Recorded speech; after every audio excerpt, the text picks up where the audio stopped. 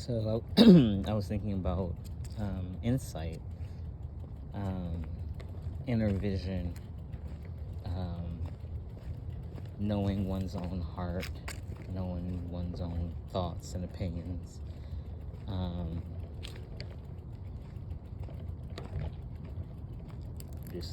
I kind of think about it like claircognizance. Uh, but I was thinking about intuition and how I learn, how I learned and how I practice developing and honoring my intuition at this point. So it's I feel like it's a gift. I used to think of it like years ago after seeing The Matrix, Morpheus guiding Neo, leading him to know who he potentially was or who he could be. So it's a guide, kind of like inner guidance. And sometimes intuition is forewarning, and sometimes it's just like a preview of, I guess not a preview necessarily. I feel like one thing leads to another. When I follow my intuition, I can see the outcome. And that wasn't the case before. So I don't know if it goes in this order for other people, but for me, I had to trust my inner voice, which I feel like is a higher form of myself, and that equals intuition. So whatever filters through my own mind and my own experience could just be considered myself in a more aware state of being, sentient, clairsentient. So I think about that sentient human being or sentient being, all sentient beings. So I was just thinking about intuition, and that I learned to listen to myself, because it gets to a point where it's like, well, I didn't listen that time, I'll get these going, I don't listen. Why don't I choose something else? Like, if this is a 1-2 choice and I keep choosing to go opposite or to ignore, I'll try. Don't have anything more to lose really by choosing what the inner voice says, right? What that guidance feels like, what it for some of us smells like, and to have the gift of being able to project an outcome based on a choice or based on a situation or based on environment is another gift. Because it's not just one perspective or one projection. I grew up seeing multiple ways of being based on one simple choice. Based on going around the block a different way on the way to school. It's literally how I thought as a young person. If the bus turned one way or had to stop for an accident or something like that, it was kind of like a reset. It made me aware of the moment. And of course I've seen TV shows and movies where that comes into play, where you make a choice and it changes the entire everything of your life. That happens to me all the time in my mind or in my imagination, or how I perceive and create my reality. So there's a lot of starting over, there's a lot of rapid finishing, there's a lot of relief when I can remember, hey, this is a new moment, I can make a different choice. I don't have to make a choice at all. That's one of the choices. I don't have to feel or follow my feelings, because feelings aren't facts, we know that. Neither are thoughts. These are just tools to build and express with, in my opinion. And so, I guess I'm on a little tangent. Something that I always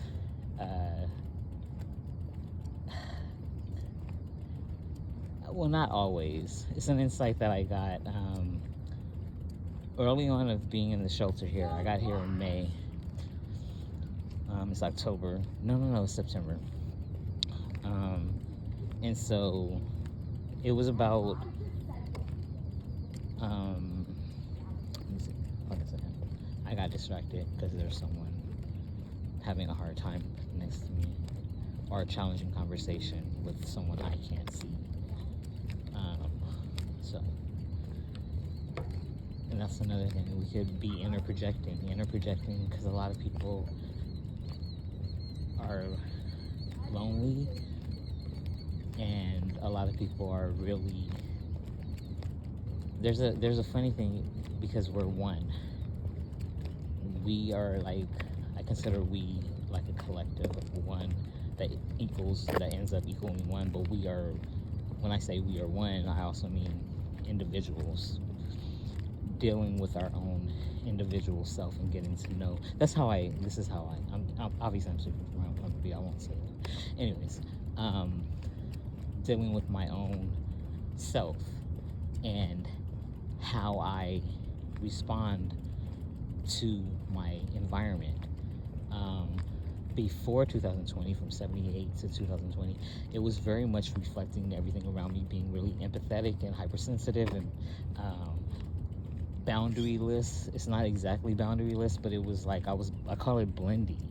I was always feeling somebody else's stuff, and but I was always aware of myself too. But I tended to skew towards the other person's opinion or the other person's feelings, because I just didn't have the strength to fight that. And it was the way I was designed and the way that I was placed in my environment. Now I know that I'm a harmonizer, and that it was always about just getting balance. And I know I just said this so casually, because it took a lot of practice and a lot of work, and it's faster now, because it's like we talk about anybody who learns a skill, you have basic principles. If you can start out with that, you always have that foundation. That's the gift, the beginning, and learning how to do it, whether you're self-teaching or have instruction. But having those basic fundamentals, I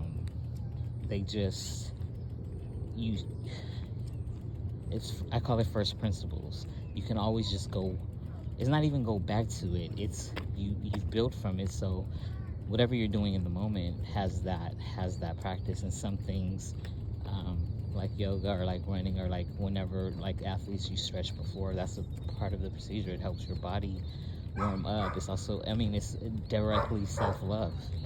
It's like, okay, I know that this could prevent me from being injured, so this is a part of my workout. This is a part of my loving self. This is a part of my body becoming something more than it is, strengthened, aesthetically more pleasing, or whatever.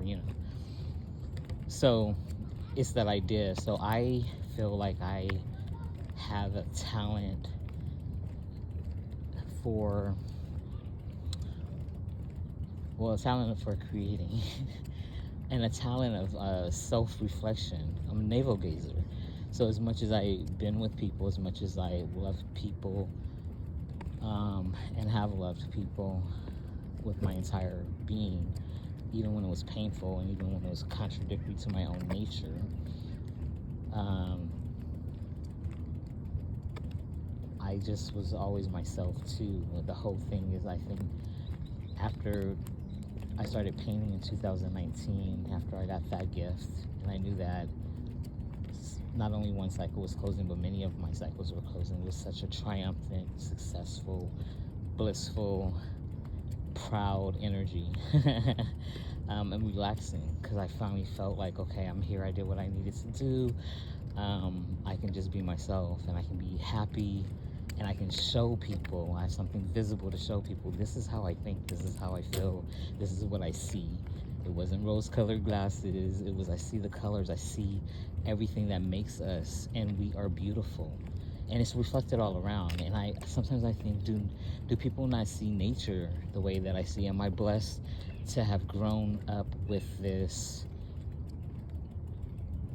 way that I've created life by responding to the environment that's in front of me, or and inspire and responding to what I've gained in knowledge from my past experiences, and what I've learned from everybody else that I've talked to, or watched movies, listened to music, interviews, interacted with. It's a lot of information.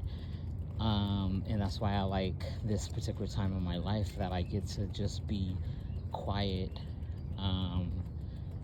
I can walk, I can ride my bike, I can get the dental care and the other physical care that I've needed for a while now, and a place where I can rest if I need to, because a lot of times I'm out because there's a lot of energy at the shelter, but it's a privilege to be there, right? It is a shelter, it is a sanctuary, and one day soon I won't be there, and so I can feel it, right? So I'm honoring the time that I have, and recognizing the people that I'm around. And I always did that. I work with energy, so it wasn't so much about the people, it was about the energies that I was dealing with. And just recently, just as I've gone along these 4 months, getting to know people. First month or so, I didn't really know anybody's name. I don't know how that sounds, but I know around day 60, and I think I'm at like 129 or 131. But I started introducing myself to people, and I met 4 people this week, which is amazing. 4 people in the last couple of days who are I've seen around, and apparently one of them has seen me around a lot. I was just like, oh my God. He was saying not where, but what he saw me doing. And I'm really a private person, but I write, I do sketch, I do art. Anything that people are going to see in future, that's what I've been doing this whole time. The last 4 years since the painting. Like, I record my life, I honor my life. It's a struggle sometimes because I don't know what's happening, but there's always, once I kind of express that, whether making a video, because I don't put out everything, I do this all the time. So making a video or an audio, or doing a sketch, or a dance, writing my journal. It's like walking, right? Because I get to leave it. I get to ground it into Mother Earth, and Gaia. Here, being by the river, it's just beautiful, because it's like it just really reinforces that things are always moving, and it's okay. So I'm never going to step into the same river twice. It's just not the same, no matter what. And so when I'm in it, I can feel that too, that flow. And that's how I wanted and want to live, within that flow.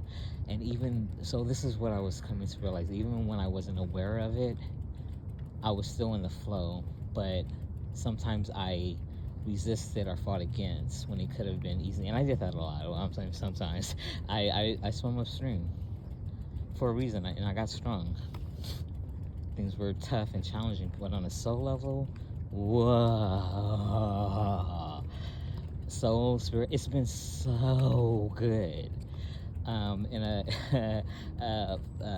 physical incarnation experience, it's been that, and it's been confusing and painful, and just wanting to escape, and all that. And now I'm just here, and I'm like, okay, why am I here? It's the same questions that I was asking when I was a teenager, starting around 16. Why am I here? What am I doing here? And then getting an answer, late teens, early 20s for sure. And then dedicating my life to that answer, which is love, and walking the earth, spreading love and light, and serving God in that way. I asked God what I could do, because I just felt so much love and so much. This was my first big awakening when I was 24. So much love and so much goodness, and I was just like, what can I do? And I had already been seeking. for years, being me, seeing me, guide me, lead me through your ways. But then I got a clear answer back, and it was to off the earth spreading love and light. And so I was like, what does that mean? So literally, that's what I started doing.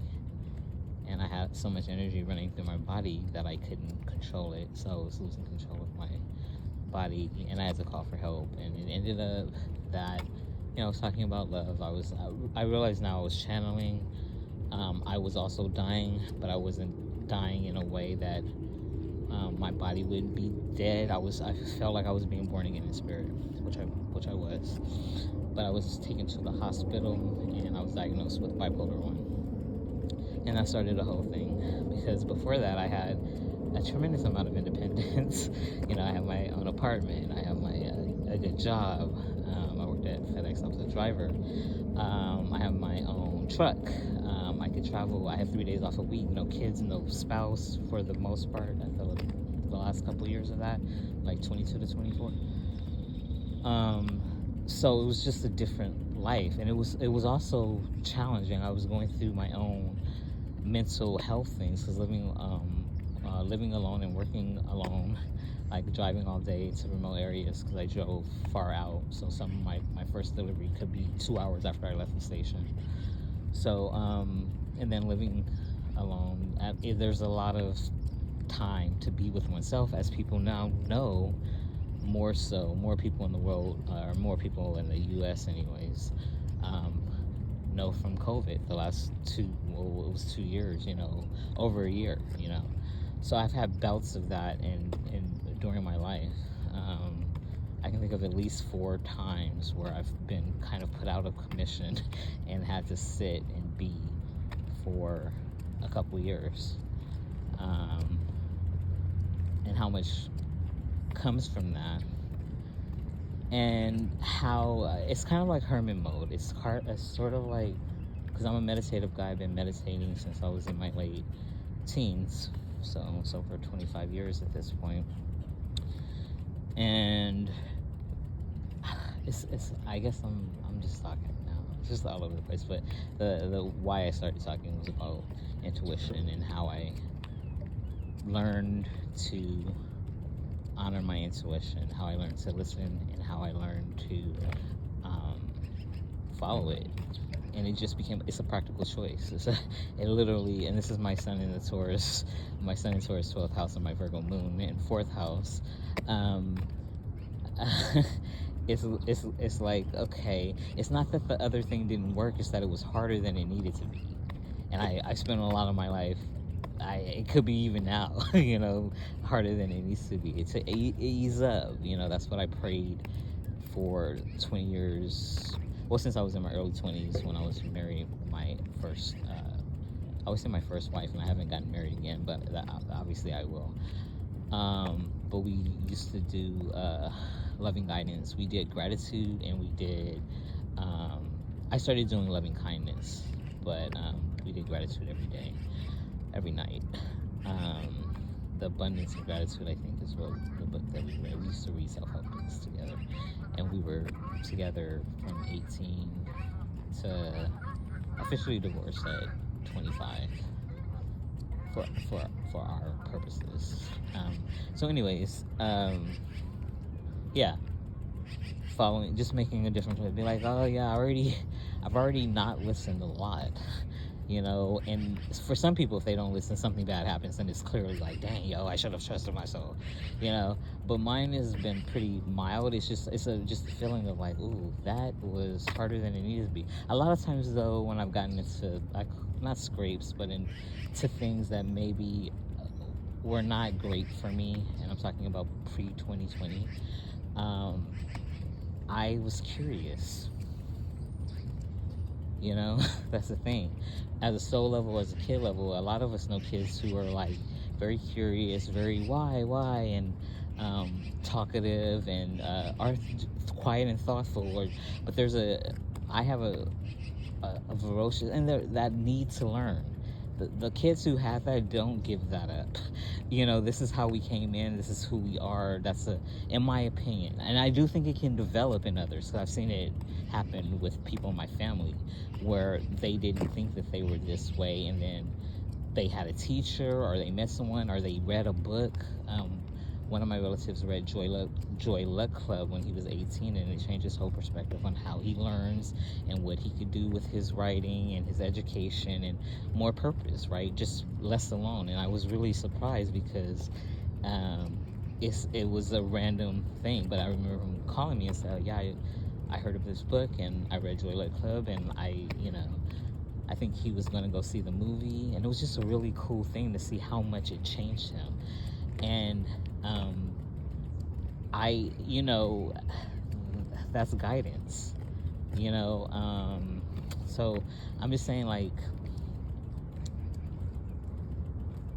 intuition can be developed, and then it becomes kind of automatic, and then it becomes this intimate relationship with oneself, where it's like, I can trust myself, or I can trust myself more. I can remember that I trust myself. I remember that God trusts me, God loves me, I love God, and because I've been thinking about love a lot, and to love God truly, because I've been thinking about my relationship that yeah, it's been a little over 3 years. This is like, dang, but but how much love, how much everything I put into that, and how I realized afterwards that it was God's love, right? I started reading the Bible more. I started looking on the internet about love, more so than what I had already practiced in my 20s, which was agape love. It was more. It's different. It's a part of everything. Spiritual, Ayurveda, Kundalini awakening, meditation for sure, loving kindness, right conduct, and right. There's the Tao. There's all these things, but I love the idea and the reality for me of one God, I got this, I got you, there's a plan, let's just, it's like, if we all, I think this on my own, if we all played our parts, some of us be trying to do everybody's parts, and that's fine. But it's also, other people need to grow and learn too. It's like we help each other, and we have to know when to step away, especially as teachers and healers, and teachers of teachers of teachers of healers of healers of healers. It's like what I imagine being a parent. It's like you gotta let go. They gotta live their life. They gotta, they gotta fall. I'm saying little kids, they have to try things without you. They have these especially when they get in whole experience, when they get in school or they go visit somebody's house, they are experiencing something outside of their relationship with you. Yeah, I'm so off on a tangent, but basically, yeah. Thanks for listening and watching, whoever has made it through. Yeah. Okay. Happy Sunday. First day of the week, the 10th. I feel like a portal closed yesterday. 9/9. We kind of do stuff with numbers, and 9 is completion. Anything added to 9, like 9 plus 6 is 15, and 1 plus 5 is 6. 9, when you add it to any number, gives back. It doesn't take away from the number. It makes it greater and gives back to the number. And I kind of think of people who are represented by 9s as that. So it's like one of my favorite numbers. And it's also like if you multiply it by something, it equals itself. So it's like 9 times 3 is 27. 2 plus 7 is 9. So it's like it can expand and give of itself and still be itself. And then it can add to another person. So this is what I was talking about, being blendy, and my relationships being one-on-one and harmonizing, but leaning more towards the other person. And so having this divide and this pain of rejection or non-wholeness or non-oneness while being individual, that was my whole point. Pre-2020. is unity consciousness, individualization, and unity consciousness. Yeah. And for me, coming from the path of Yeshua and compassion, unconditional love, then it changed to, I had to add myself to all of our love. So that's what I was going to say with the loving kindness prayer. May I be happy, may I be healthy, may I live with ease, may I be free from suffering, may I be free from depression, mental anxiety, may I live in peace, and may God bless me, and thy will be done. But before, it was may all beings be healthy, may all beings be happy, may all beings live in peace, may all beings be free from suffering. And that was started in my early 20s. And then there was a part of the Bible, Thessalonians, I think 5:17, is like, around that mark, it's about joy and praying ceaselessly. So I've asked God for so many things, and all my prayers are answered, and or will be. That's the knowing, right? That's the knowing of the situation, and that, because I've seen them. So there's certain things.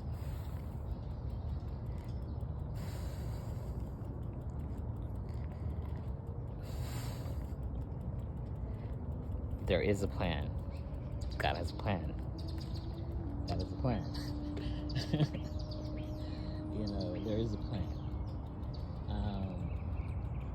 And for me at this point, it's just to trust Him more, just to know what I know, and to live from that. And right now, I've been having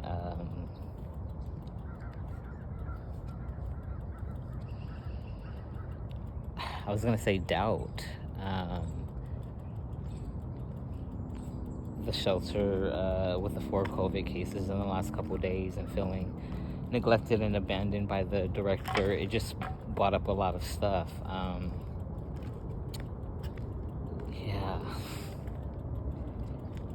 Yeah. So I'm dealing with that. But obviously prayerful, obviously grateful. And thanks for listening to all of this.